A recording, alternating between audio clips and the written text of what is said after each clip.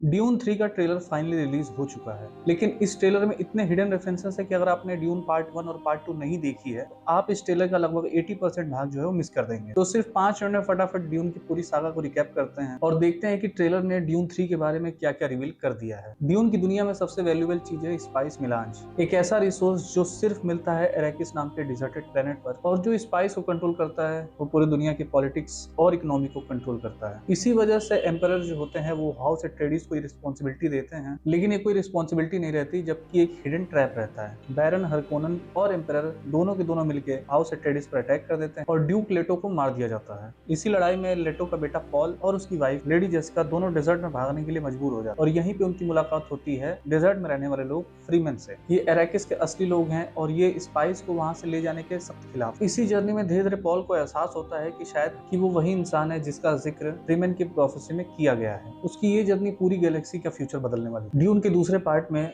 Paul Freeman लोगों के साथ रहना शुरू करता है। वो सैंडवॉर्म को राइड करता है, वहाँ का कल्चर सीखता है, उनका भरोसा जीतता है और वहाँ का लीडर बन जाता है। और सब कुछ बदल जाता है जब वो वाटर ऑफ लाइफ को पी लेता है। इस रिचुअल के बाद उसकी फ्यूचर विजन्स और भी ज्यादा पावरफुल हो जाती हैं। अब वो सिर्फ एक प्रिंस नहीं रहता है, बल्कि वो मुअद्दिब बन जाता है।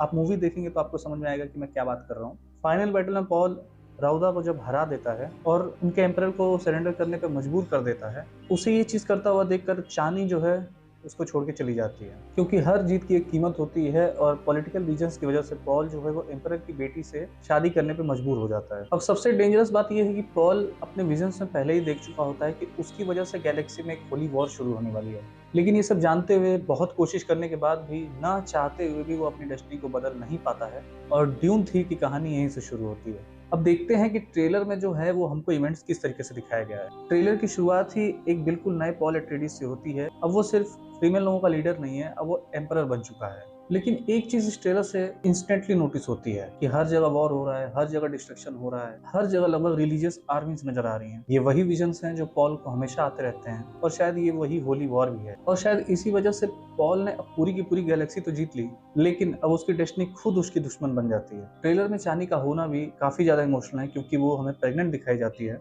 अब वो विजन्स हैं या चानी सच में प्रेग्नेंट है, ये तो मूवी में ही पता चलेगा। और पार्ट 2 में जो चानी छोड़ के चली गई रहती है, पार्ट 3 में इन दोनों के बीच का जो कॉन्फ्लिक्ट है वो और भी ज्यादा डेंजरस दिखता है, काफी ज्यादा इंटेंस दिख रहा है। रॉबर्ट पैटिंसन पे आते हैं, बंदा अपने जनरेशनल रन पे है और इस मूवी में भी उसका शायद शेप शिफ्टर का काम है, मैं 100% कंफर्म नहीं हूँ। लेकिन इसके बाद आता है इस ट्रेलर का सबसे बड़ा रिवील, जो की है आलिया एट्रेडिस, जो कि पॉल की बहन है।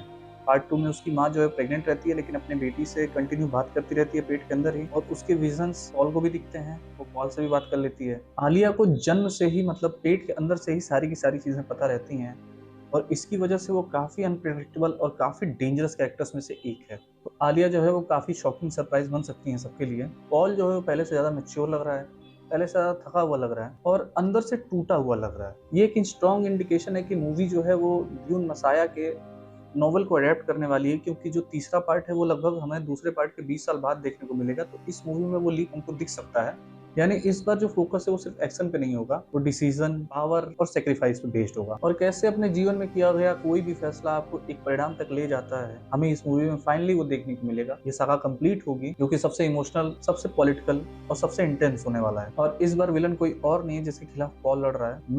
मुझे जहां तक लग रहा है कि इस बार विलन खुद पॉल ही है, जिसको अंत में अपना अल्टीमेट सेक्रीफाइस देना ही पड़ेगा, क्योंकि हम इस मूवी में एक हीरो की जर्नी को खत्म होते हुए देखेंगे और एक एम्पायर की ट्रेजेडी को शुरू होते हुए देखेंगे। कैसे वो लड़का जो कभी जो एक प्रोफेसी के हिसाब से निकला था सबको बचाने के लिए, अब खुद का ही दुश्मन बना बैठा है। दोनों मूवीज का कोई भी पार्ट नहीं देखा, तो मैं चाहता हूँ कि आप ये मूवीज जल्दी से जल्दी देखना शुरू करिए, क्योंकि एवेंजर डूम्सडे के आसपास ही इसका रिलीज है और तब तक आप दोनों मूवीज निपटा देंगे। और अगर आपको इस वीडियो के अलावा ड्यून के बारे में ज्यादा जानकारी चाहिए, थोड़ी हिडन डिटेल्स चाहिए, तो प्लीज कमेंट में ड्यून जरूर कमेंट करते जाइएगा। मैं कोशिश करूंगा कि उस पर भी एक वीडियो बनाऊं, उस पर 2-3 शॉर्ट्स तो बना ही दूं, ताकि आप लोगों को ड्यून के बारे में और अच्छे से जानकारी हो सके।